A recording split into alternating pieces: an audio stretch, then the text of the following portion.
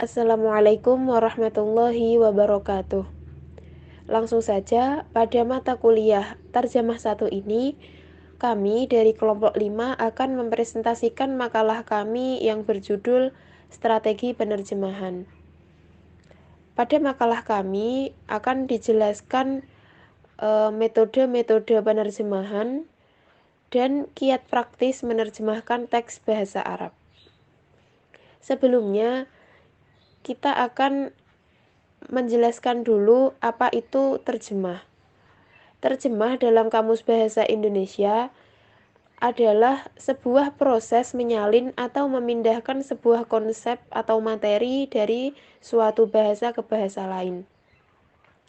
Dan ada ahli yang mengatakan bahwa terjemah merupakan sebuah keterampilan dalam memahami makna atau pesan dalam bahasa sumber dengan memperhatikan aspek kebahasaan dan budaya penuturnya, dan mentransfer pesan tersebut tanpa ada perbedaan yang mendasar kepada bahasa sasarannya, sehingga penutur bahasa sasaran dapat memahami maksud atau pesan yang diterima. Kemudian, terjemahan diklasifikasikan menjadi 2 kategori utama, yaitu terjemahan yang berdasarkan bentuk dan terjemahan yang berdasarkan makna. Terjemahan yang berdasarkan bentuk cenderung mengikuti bentuk sumber bahasa dan dikenal sebagai terjemahan harfiah. Terjemahan harfiah ini dilakukan dengan cara memahami arti kata demi kata yang terdapat dalam teks yang ditulis bahasa sumber. Setelah benar-benar dipahami, dicarilah padanan kata yang tepat dalam bahasa sasaran. Sementara terjemahan yang berdasarkan makna cenderung mengkonsumsikan makna teks bahasa sumber dalam bentuk sasaran yang natural, baik dalam konstruksi gramatikalnya maupun dalam pilihan bagian leksikalnya. Terjemahan dalam model ini disebut dengan terjemahan idiomatik. Bismillahirrahmanirrahim. Di sini saya akan melanjutkan presentasi berikutnya, yaitu tentang 4 metode penerjemahan pada penekanan pada bahasa sumber. Ada 4 metode, yaitu yang pertama penerjemahan kata demi kata, yaitu susunan kata BSU yang dipertahankan dan kata-kata diterjemahkan satu persatu dengan makna yang paling umum di luar konteks. Tujuan utama metode ini adalah untuk memahami mekanisme BSU dengan baik maupun untuk menganalisis teks yang sulit sebagai proses penerjemahan.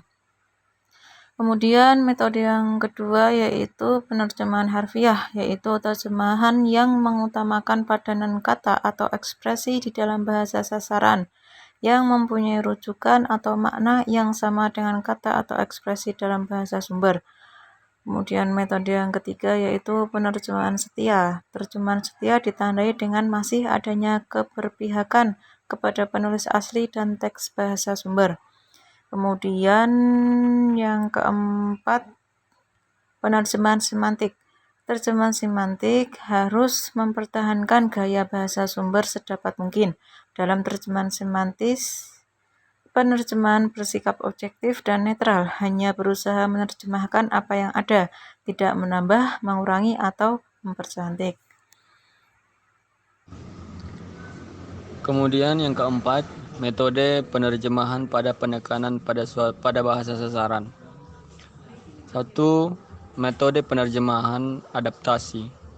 Metode ini merupakan penerjemahan teks yang paling bebas. Penerjemahan berupaya untuk mengadaptasi budaya bahasa sasaran dengan budaya bahasa sumber. Yang kedua, metode penerjemahan bebas.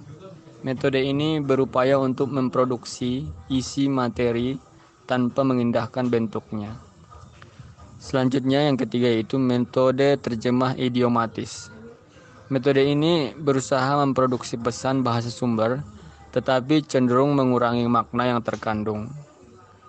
Dan yang terakhir 4, metode penerjemahan komunikatif. Metode ini berupaya untuk mengungkapkan makna kontekstual bahasa sumber secara tepat. Hasil terjemahan diharapkan membentuk makna dan fungsi yang selaras dengan bahasa sasaran atau bahasa target. Pembahasan berikutnya yaitu kiat praktis menerjemahkan teks bahasa Arab. Strategi penerjemahan yaitu taktik penerjemah dalam menerjemahkan kata atau kelompok kata, ataupun mungkin kalimat penuh bila kalimat tersebut tidak bisa dipecah lagi menjadi suatu unit yang lebih kecil untuk diterjemahkan. Nah, di sini ada strategi penerjemahan Arab Indonesia yang digunakan peneliti saat proses menerjemahkan berita Arab yang diambil dari BBC Arab. Di sini ada 7 strategi. Yang pertama yaitu mengedepankan dan mengakhirkan, takdim dan takhir. Kata yang di akhir kalimat dalam BSU menjadi diawalkan letaknya dalam BSA, dan kata yang letaknya di awal kalimat dalam BSU itu diakhirkan susunannya dalam BSA. Kemudian yang kedua yaitu menambahkan atau ziyadah. Pada strategi ini, penerjemah mengharuskan untuk menambahkan kata dalam BSU yang disebut dengan BSA. Yang ketiga yaitu membuang atau had.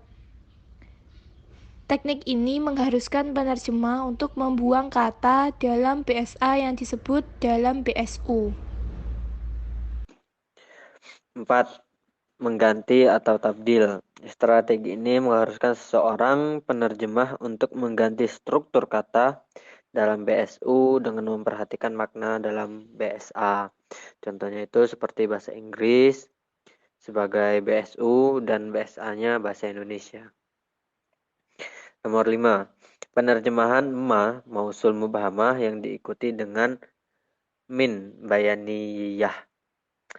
Banyak teks berbahasa Arab yang menggunakan pola mausul mubhamah atau kata ganti yang tidak jelas, yang diikuti dengan penjelasannya setelah kata preposisi min.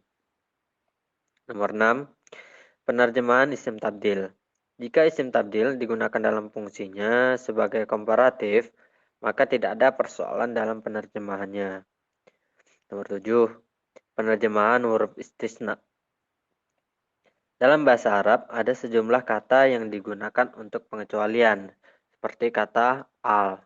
Kata al juga sering tidak diterjemahkan dengan kecuali, tetapi sebagai taukid atau penegasan saja. Mungkin presentasi dari kelompok kami cukup sampai di sini. Jika ada kata-kata yang belum bisa dipahami atau tidak dapat dipahami oleh teman-teman, kami persilakan untuk bertanya. Wassalamualaikum warahmatullahi wabarakatuh.